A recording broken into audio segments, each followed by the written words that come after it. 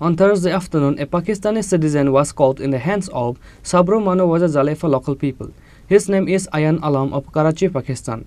Later, the local people handed him over to Sabrum police. According to the news report, on Thursday afternoon, the people of Zalefa saw an unknown person at Sabrum Manuwaza Zalefa area and suspected.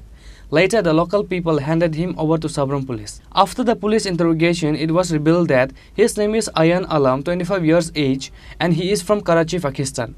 As per the report, his father was a resident of Bangladesh, Mayapur. However, they have been living in Pakistan for the last 30 years illegally. But in the year 2014, Ayan Alam and his father left for Bangladesh. As such, Ayan Alam has once again entered India through West Bengal border areas illegally with his friends for work purpose in 2014. After working in Kerala for a while, Ayan Alam tried to go back to Pakistan from Delhi, but he failed. Later, after Delhi police interrogated him, he was sent for Bangladesh. As such, he reached as Sabrum from Agartala on his way to Bangladesh and gets caught in the hands of locals, said the SDPO of Sabrum. আজকে বিকালবেলা ion Alam কইয়াছে একটা ছেলেরে সন্দেহজনকভাবে জলেপাতে auto দিয়ে যাওয়ার পথে public তারে আটকাইয়া থানারে খবর দিয়েছে, থানার পুলিশ গেছে এবং তারে আনছে। তো প্রথমে বাংলাদেশ কইয়াছিরা এক সময় এক কথা কয়, একবার কয় জন্ম পাকিস্তানে, তারপর আবার বাংলাদেশে। তো একটু সন্দেহ হয়েছে। আনানোর পরে থানাতে আমরা ইন্টারোগেশন করে দেখলাম যে তারা অ্যাকচুয়ালি বাংলাদেশেই ছিল এক সময়। বাংলাদেশে মায়ারামপুর, এটা হলো ব্রাহ্মণবাড়িয়া ডিস্ট্রিক্ট, মায়ারামপুরে তার আগের বাড়ি ছিল।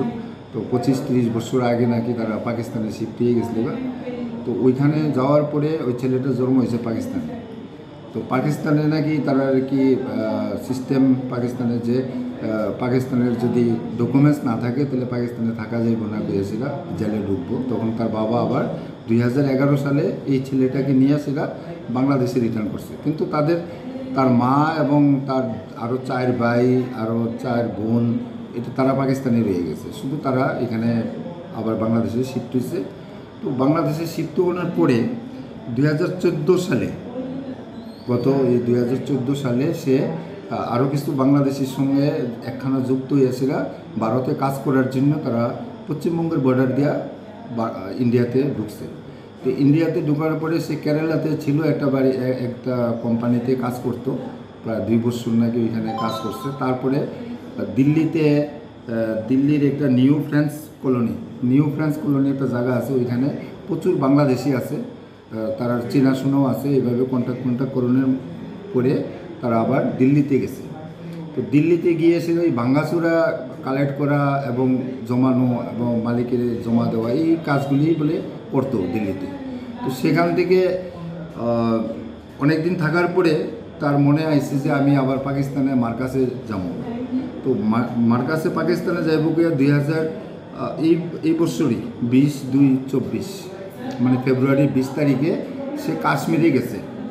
কাশ্মীরে গিয়ে সেটা ওইখানে চেষ্টা করছে পাকিস্তানের বর্ডার ক্রস করে পাকিস্তানে তার মার্কাসে যাওয়ার, কিন্তু ওইখানে কোনো স্কুপ পাওয়া গেছে না, বিধায় সে আবার ব্যাক করছে 15/3/2024 নিউ দিল্লিতে। তো নিউ দিল্লি স্টেশনে যখন সে নামছে তখন নাকি দিল্লি স্পেশাল ব্রাঞ্চ তাকে ডিটেন করছে। ওইখান থেকে ডিটেন করানোর পরে তারে 1 মাস, এটা হলো সব তার কথা, কিন্তু আমরা সবগুলি ঘটনাই ভেরিফাই করছি, কিন্তু এটা তার বক্তব্য যেটা। তো সেখানে স্পেশাল ব্রাঞ্চের তারা 1 মাসের মতন তারা হেফাজতে রেখেছিল, জিজ্ঞাসাবাদ করছে। করোনার পরে গত 15/3/2024 এই আটকাইছে তারে নিউ দিল্লিতে। আর 15/4/2024 তারা 1 মাস রাখার পরে কইছে যে তুমি বাংলাদেশি, আমরা প্রমাণ পেলাম তুমি বাংলাদেশি, তো তুমি বাংলাদেশে যাইতে হইব, তুমি এখানে থাকতে পারত না, এনিহাও তুমি বাংলাদেশে যাইতে হইব। তো তারে নাকি স্পেশাল ব্রাঞ্চের তারে টিকিট করে সেটা নাকি কইয়া দিয়েছে আগরতলা যাও, আগরতলা ত্রিপুরা সুন্দরী ট্রাভেলস যে আমাদের ট্রেন আছে ওইটা দিয়ে আগরতলা পাঠাইছে। 18 তারিখ রাত্রে 12টা-1টার সময় সেটা ট্রেনে তারা আগরতলা পৌঁছছে। তো ওই দিল্লি থেকেই নাকি কিছু টাউটের নাম বাংলাদেশের কইয়া দিছিল, ফোন নাম্বার দেওয়া দিছিল, ওই নাম্বারে যোগাযোগ করার লেগে যে আগরতলা গিয়া পৌঁছলে টাউটের সঙ্গে কথা কইলে পরে তুমি বাংলাদেশে তারাই তোমাকে নিয়ে যাবে। তো তার সঙ্গে কত টাকা জানি ছিল, 5-7 হাজার টাকা মনে আছে। তো এবার সে এখানে আওয়ার পরে বাংলাদেশের টাউটের সঙ্গে ফোনে কথা হয়েছে যে তুমি সাবরুম আয়ো। তো অ্যাকর্ডিংলি সে আবার ট্রেন ধরেছিল সাবরুম আইছে। তো সাবরুম আওয়ানোর পরে টাউটের লোকে যখন কথা হয়েছে তখন তারা বিভিন্ন সময় বিভিন্ন ধরনের কথাবার্তা কয়, যার কারণে সে আবার রিটার্ন করতে আসলো আগরতলার দিকে। তো এরপরে কে কে বা কাহারা মানে ফোনে মানে টাউটের থেকেই একজনে কইছে যে মনোবাজারে আয়ো। তো মনোবাজারে যাওয়ার পথে তাকে নাকি জলাপাতে আটকাইছে। তো এই হলো ঘটনা। কিন্তু ঘটনাটা আমরা এটা তো তার বক্তব্য। এখন তার মোবাইল সিজ করা হয়েছে, তার জিনিসপত্র কিছু ইউ আছে, তার সঙ্গে আধার কার্ড আছে, ইন্ডিয়ান আধার কার্ড। তো ওইটার ব্যাপারে তার বক্তব্য হইল দিল্লিতে অনেক এজেন্সি আছে, অনেক লোক আছে, তারা পরিচিত, এমন বাংলাদেশ থেকে যারা আইয়ে তাদেরকে আধার কার্ড করিয়া দেওয়া হয় ওই টাকার বিনিময়ে। 1,500-2,000 টাকা দিলে আধার কার্ড করিয়া দেওয়া হয়। তো তার সঙ্গে কিছু ডকুমেন্টস আমরা পাইছি, এগুলিও আমরা প্রপারলি ভেরিফাই করতেছি এবং তারে আমরা একটা স্পেসিফিক কেস তো নেব, নিয়ে আসেগা রিমান্ডে আনো। আরও ইন্টারোগেশনের দরকার আছে, যেহেতু এটার সঙ্গে পাকিস্তানের নাম জড়িয়ে গেছে, পাকিস্তানে ছিল, তার জন্ম পাকিস্তানে, আবার বাংলাদেশে আছে।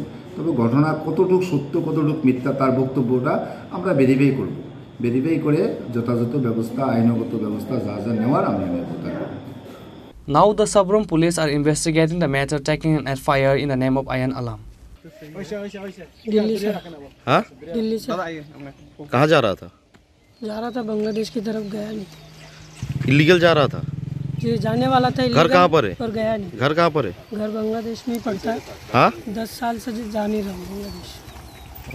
तेरा असली घर कहाँ पर है? असली घर बांग्लादेश में पड़ता है। मैं 10 साल से नहीं जा रहा हूँ सर। अभी जाने वाला था इलीगल, पर गया नहीं। क्या नाम है? मेरा नाम अयान है, मोहम्मद अयान आलम। डैडी का घर कहाँ पर है? डैडी का घर ब्राह्मणबाड़ी है। और मम्मी का? ब्राह्मणबाड़ी में। तो बांग्लादेशी है, माँ बाप अभी बोला पाकिस्तान में है। वो अभी वहाँ पे है। वो कहाँ? 1988 में वहाँ चले गए थे। कहाँ? मेरी मम्मी पाकिस्तान में। अभी जब से वहीं पे वो आए नहीं। तो आज कहाँ जाने वाला है? आज बांग्लादेश जाने वाला था, पर गया नहीं। Bureau report, Jenny Khoran.